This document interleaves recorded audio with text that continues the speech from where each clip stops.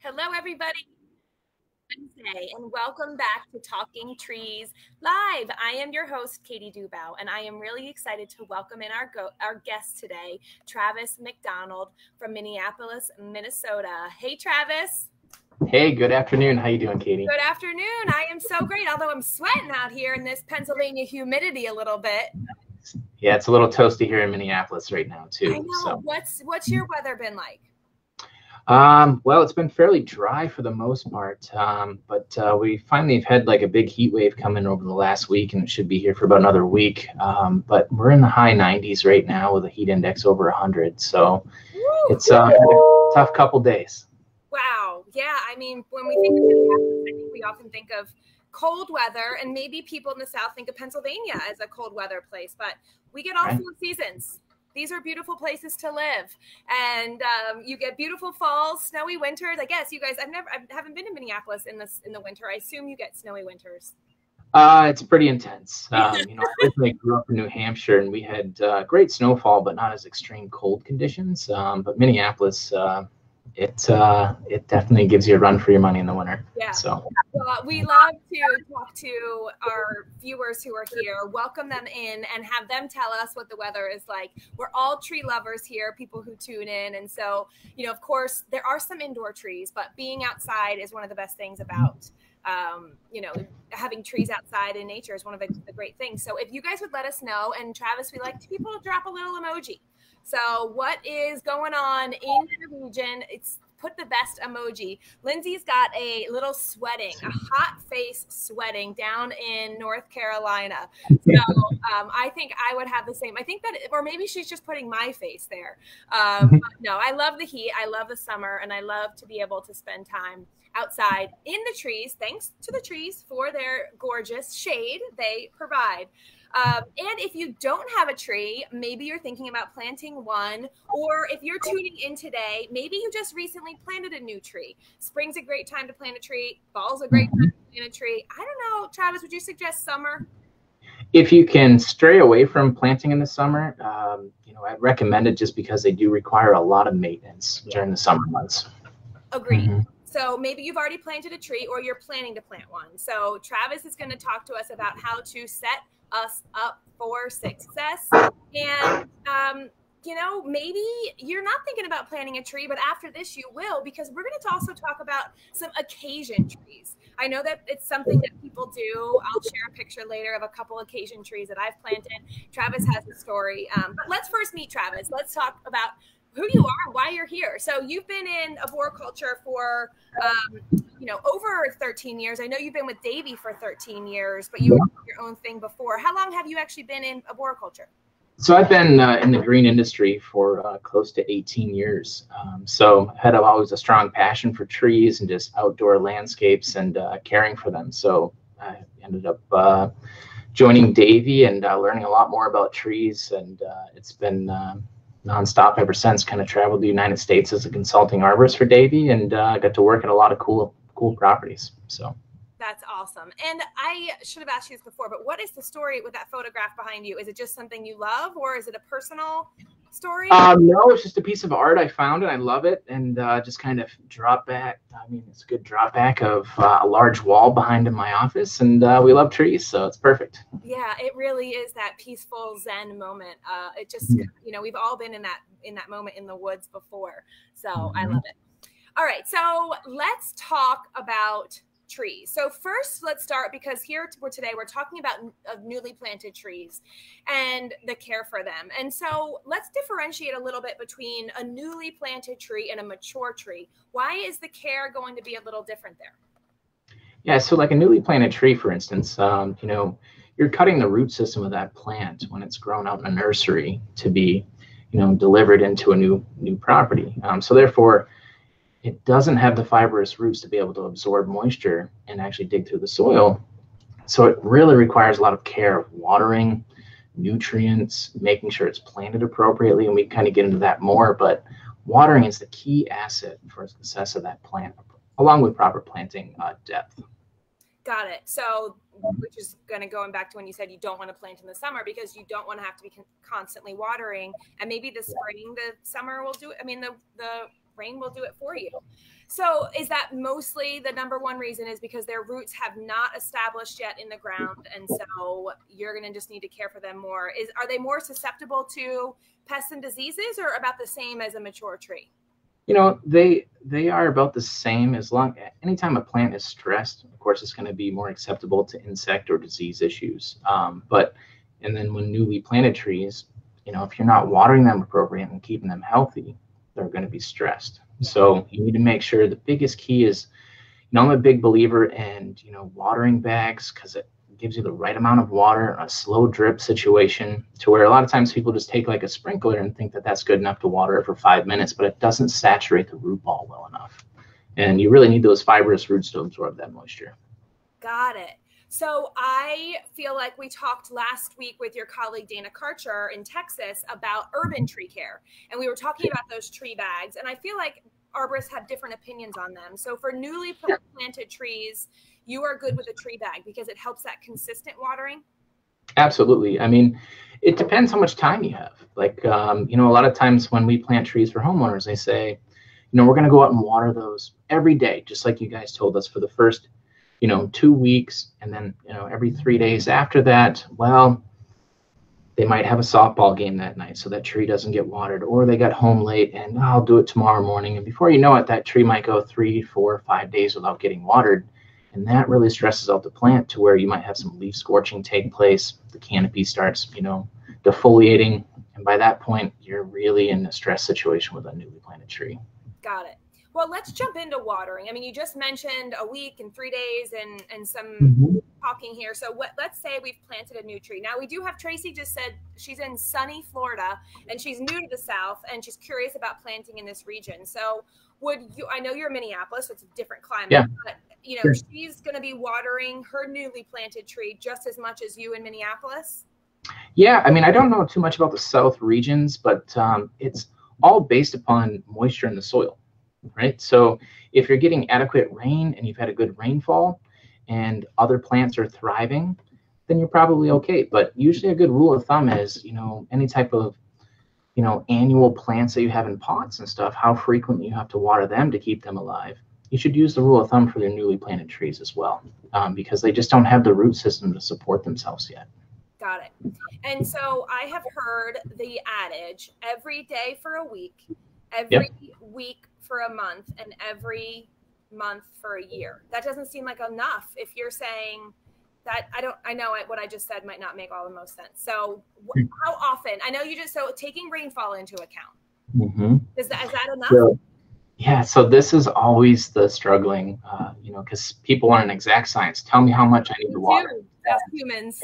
It's and it's tough. You've got to play with multiple different things in order to justify like how much watering needs to take place. So for the first week, absolutely water it every single day.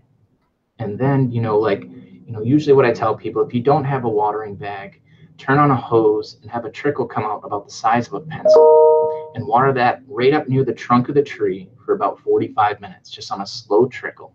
What you're trying to do is get that water to slowly just saturate that root ball, you know, but at least a week, and then every 3 days after that for the first week to 2 weeks after that. And usually you're going to be in pretty good shape, but you're going to have to probably monitor that tree, and there might be times where you have to water it 2 times a week, depending. Like right now we have no rainfall. It's 100 degrees outside for a heat index. Plants need to be watered daily right now, especially new plants. But if we have some cooler temperatures, a little bit of rainfall, if you're getting up to a half an inch a week, you might only have to water that tree 1 additional times per week. Got it. Well, that's what Jessica's just asking. She's saying there's been a ton of rain in Ohio, and is that enough for a newly planted tree? So I guess that's the tip. Like, you know how saturated your soil is. Do you ever put your finger in the soil? I mean, or is it deep for that? No, absolutely. You can definitely, like, you know, when you get a mulch ring around a tree, for instance, and we can talk about mulching after, but you can pull that mulch back. And if it's dry underneath that mulch, then you're definitely going to need to water that plant. But if you've had substantial amount of rain, the soils are really wet, you still may have to water that plant as the temperatures rise, because it doesn't have the root zone to pull that moisture out of the soil that's further away from it like a normal tree canopy would. you got to figure like a root to tip ratio on a tree is the drip line canopy of the tree. So if we put in a 48-inch root ball, you know, and the tree's got a spread of 15 feet, doesn't have a lot of roots that far out yet, you know, so just something to think about.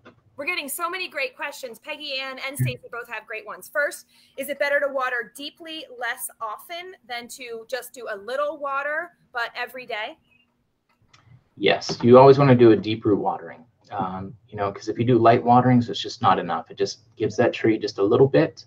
And then you're actually stimulating to where the roots actually grow higher in the surface of the soil. And therefore, if you're doing deep root waterings, you want those roots to grow deep into the soil so they can pull that moisture content out, because the first 6 inches of soil usually dries out the quickest when the sun comes out. Yeah. And by the way, that applies for perennials too. So, you know, and vegetables and annuals and all your plants, deep root watering is the best. And Stacy's question is, when is the best time of day to water newly planted trees? I know there's a lot of chatter about this for your perennials. Is the same thing for trees? Yeah, so you either want to do first thing in the morning or late in the evening, you know, like say 5, 6, 7 o'clock, 8 o'clock at night.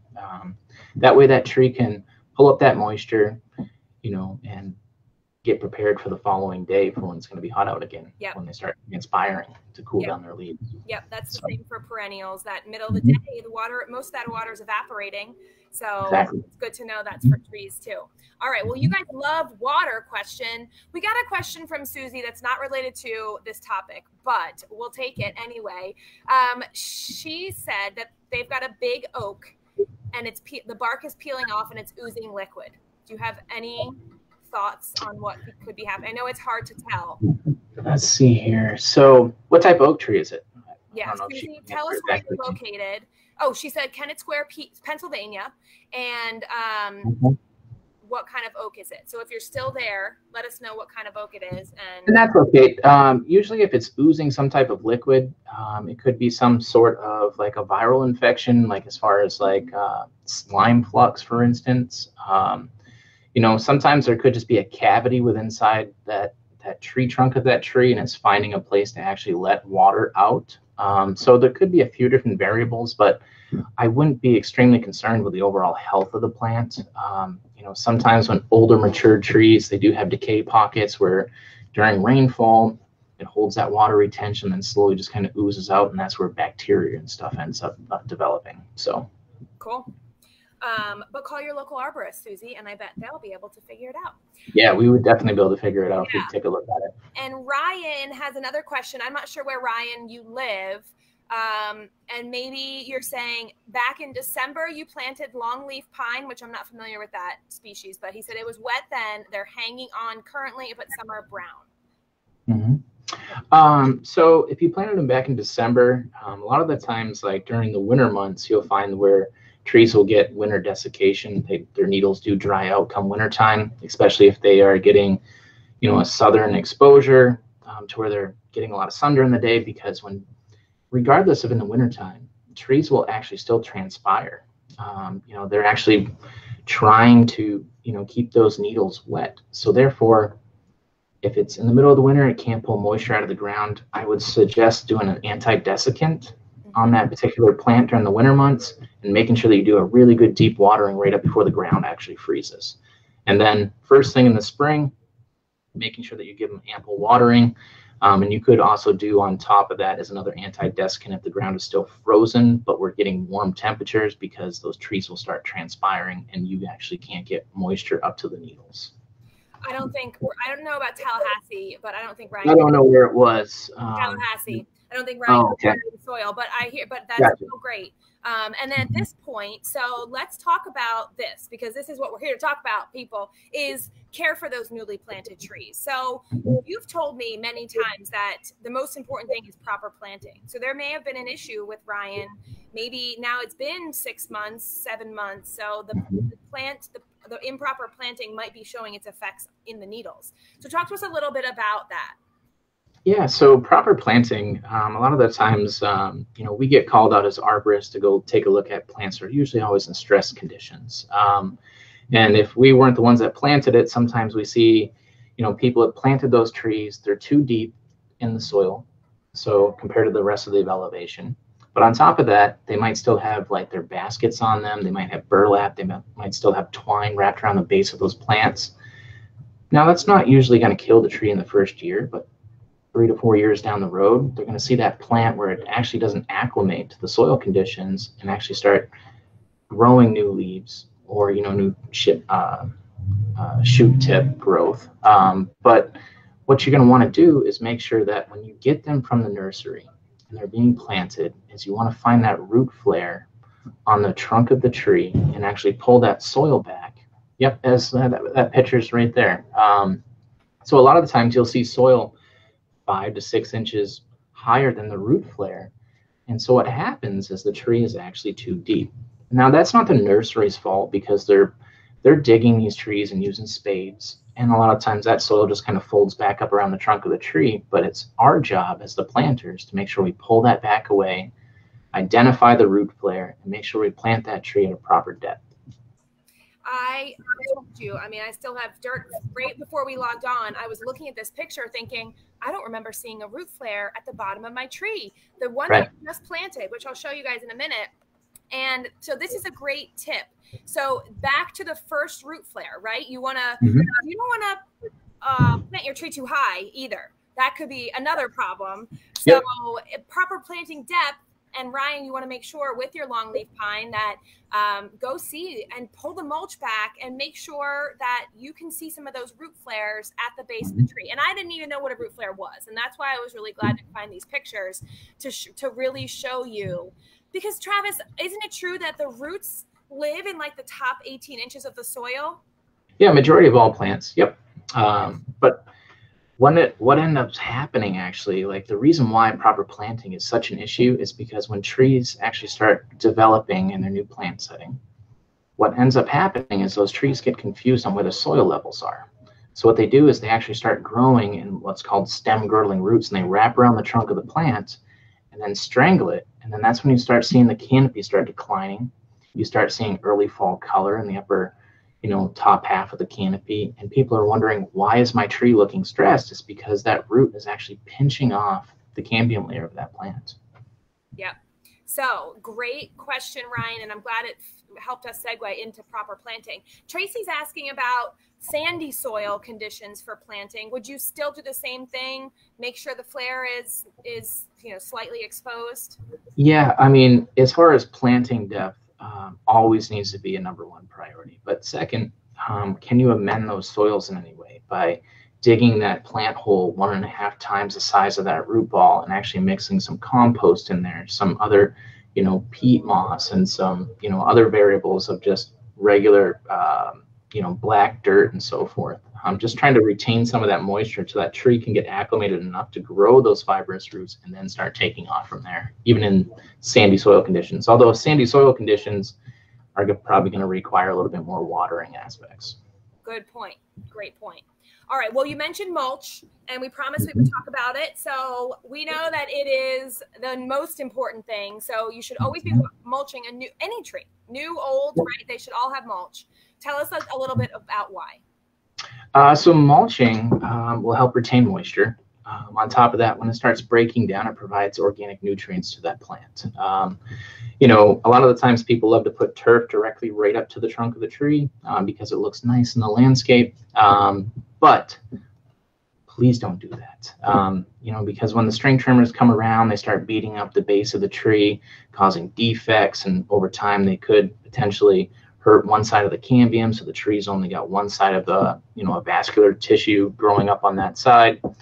We deal with that quite a bit. So mulch rings are great if you know how to properly put mulch down. You can lead into, people do volcano mulching all the time, as we call it, where they're mounding it up and making it look like, it's like 3 feet high on the trunk. That is really bad for the plants. Usually when we go out there and analyze the plants, the first thing we do is start checking the height of the mulch, the planting depth, and then we start from there. So if you are mulching anywhere from 2 to 4 inches, depending on what type of mulch you are using, and usually you always want to do 1 foot for every DBH of the plant. Every what? So the diameter at breast height for the plant. So say if you have a 2-inch tree, you want to go 2 feet out for a mulch ring around that tree. Whoa. That's a good rule of thumb. Or the drip line of the tree if you can.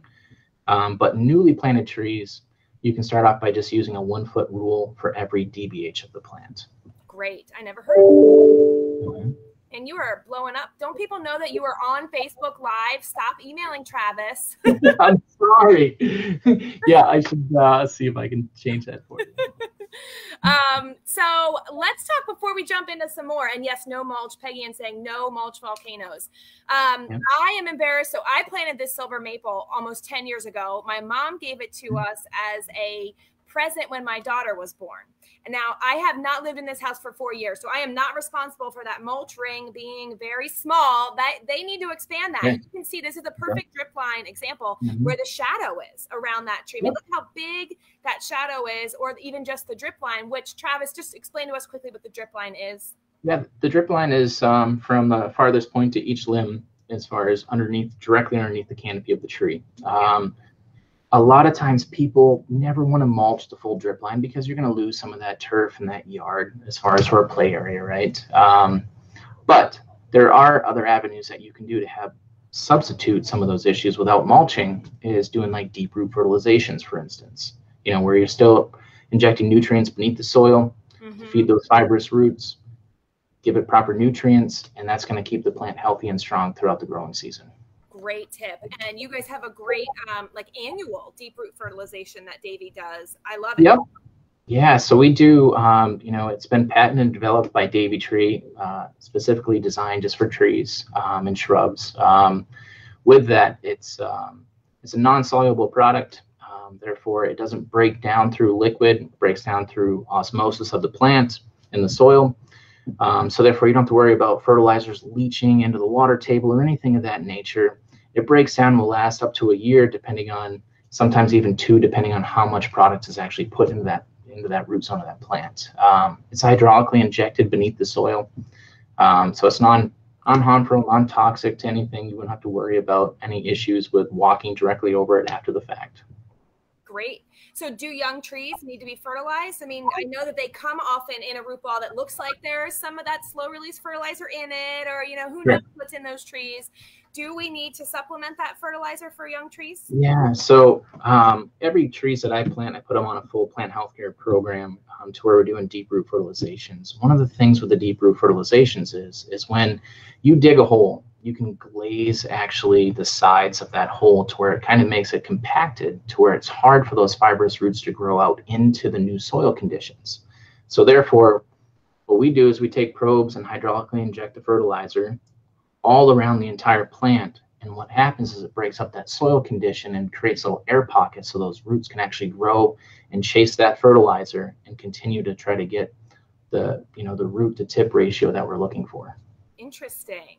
So the same kind of fertilizer would be appropriate for a young tree as for an older tree. It's just about the amount. Cool. Exactly. Yep. Great. Okay. Let me wait. Well, let's ask about stakes, because volcano mulching is like my nemesis. But second to my pet peeve about volcano mulching are stakes on newly planted, or not newly planted trees anymore, on trees that don't. So it's okay to stake a newly planted tree, right? Absolutely. There are certain staking techniques that you should be using to where you're not girdling or putting too much pressure on one side of the trunk. You want the tree to naturally be able to still move. When you have it completely stationary, when you take those stakes off, it's been dependent upon that support. So therefore, you want it to build its own support wood within the trunk. So therefore, the tree can still move naturally with the wind. And when do we take them off? I know that on our last chat, someone commented after the first growing season, and then Dana was like, well, it all depends. So yeah. What is your tip? Like, how does a homeowner know, okay, this is when I'm going to remove the stakes? Yeah. So it does vary species to species and how big that plant is that you actually planted. So usually I always tell the people after the first growing season, by the following spring, you can take that off. Now, if we have really wet soil conditions first thing in the spring and we have high winds, sure, that would probably still be pretty nice to have those stakes on there. But that's usually a pretty good rule of thumb, is to take them off after one growing season. But they're not a requirement a tree, and Nice. we didn't stake it because it doesn't. I don't think it needs it. It's not a windy area, so it's not a Sure. requirement, right? Yeah, that's a pretty small plant, really. So as far as staking that, depending on what type of exposure it has, if you're planting trees along a field line where you're going to get a lot of high winds, yeah, you're probably going to want to stake those. But that's pretty well protected. It looks like in a backyard, and it's a pretty small plant.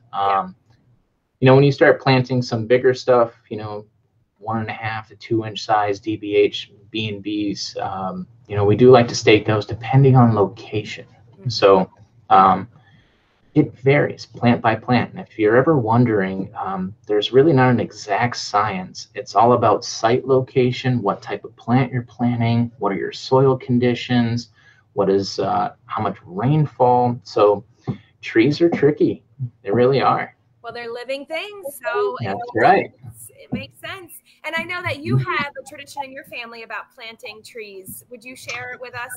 Yeah. So we have a family cabin, and so all of our nieces, and my father-in-law has planted trees for every one of them. And so over Memorial Day weekend, I got to plant my daughter's tree, which was really cool. So we planted like a Renaissance Oasis white river birch, so a little bit more resistance to bronze birch borer, but it was really fun to just get out there and plant. And you'd be surprised, even still when I plant trees, I don't get out there nearly as much as I used to, but the amount of soil around the root flare, I can't express how important that truly is. I took off 6 inches of soil, and one thing is make sure you don't use a shovel to try to just pull that stuff away. Use your hands, use a small hand tool to pull that stuff so you're not gouging the trunk of the tree. But I think planting memorial trees overall are just so much fun. We do that for a lot of our clients here at Davey Tree, and to remember them because they've always been passionate about trees. But tree planting is one of the things that you always get the most enjoyment out of because you get to see it long term down the road. And they always say, plant a tree for the next generation, right? And that's what we do. We don't plant it for us. We plant it for the next generation. So. Well, I love that. I love that story about you guys doing that in honor of some great clients. That is a really good idea. And planting a tree for anyone's a great idea. We've just asked you guys, but if you have anyone watching has any stories about people you planted trees for, or maybe that someone's planted a tree for you, I love the idea of the kids because now you, I'm sure, take the pictures of them next to the tree. Oh, yeah. And it's amazing to watch. We always talk about how fast our kids grow up, like in a blink of an eye. Well, guess what? It happens to trees too. I mean, that tree that was planted at our old house, I drive by infrequently, but I can't believe how big it's gotten. And I'm like, oh yeah, my daughter is almost 7. I can't believe how old she is. So it's really fun. They grow fast. Once the trees get acclimated after about 2 to 3 years is when they really start just taking off and growing. As long as they get good care from the first initial planting, bigger isn't always better when you're planting trees. Well, that's a really good point. Can you elaborate on that? Yeah. So a lot of times, we deal with people that want instant gratification. They want big trees, whether we crane them in, we spade them in. And, we always try to, inform them that, it's really stressful for large trees to be moved. We can maintain their health, but after about usually 4 to 5 years is when they actually start really putting on good additional growth again. And sometimes if you plant something smaller that's more manageable to get into those locations, you'll get the same amount of growth, if not the same size tree down the road, because they acclimate quicker to the soil conditions and they're a lot easier to transplant. So. And they're less expensive. Yeah, less expensive. You're right. So. And easier to plant. I mean, would you rather, one of those trees has to be planted by a crane or a shovel? Yeah. So all of those benefits. And I know that our tree supply right now, we're having an issue. So the younger the tree you can get, maybe even the better you can get that tree. Yeah. Tree supply right now is, there's a lot of, development taking place and building, and therefore people do want instant gratification and they'll buy the bigger plants. So the inventory it's been a real bear lately. Yeah. But still, we remember, plant those trees, but more importantly, care for your big trees or your newly planted trees. That's right. It's an investment. They all need care. Sue, we've got a couple people who are sharing their memories about planting for their dogs or planting trees in memory. And Sue planted one for a lost dog, which is a really sweet memory. I've heard about people doing that, memorials to pets. But then she said she moved. So, well, Sue, you know that someone gets to still enjoy it, and you have that memory. Lindsay's family planted a white oak in memory of her grandfather after he passed in his favorite spot next to the lake at our family lake house. That is beautiful. And Becky, okay, do you remember this, Travis? We're about the same age. And way back in the day, McDonald's gave pine seedlings as Happy Meal toys for Earth Day. No, I don't remember that. I don't remember that either. No. Becky said she was 5 or 6 and insisted that her parents dig up the tree and take it with them when they moved later. And hers ended up living for about 15 years. That is a miracle. I think we need to write McDonald's and tell them about that. Yeah, and we need to do that again. Start handing out more trees. They need to do it. They need to partner with Davey. McDonald's, are you listening? Let's do seedlings. A whole nother year away. I know you guys would be into that, but that's really cool. So, and Peggy Ann's just saying she loves planting a tree memorial in memory of someone. So we love trees. They are a great honor to people. So care for them.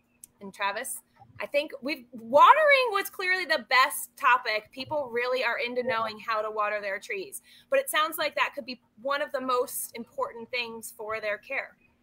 It truly is. A prime example, my father-in-law that's up to our cabin right now, maintaining these trees, he keeps asking me every week, how much should I be watering? And it's like, I don't know, how much rain did you get there? So it's, you just got to monitor it closely. And when you feel that it's hot outside or things are dry or your flowers are wilting, that tree probably needs a good watering as well.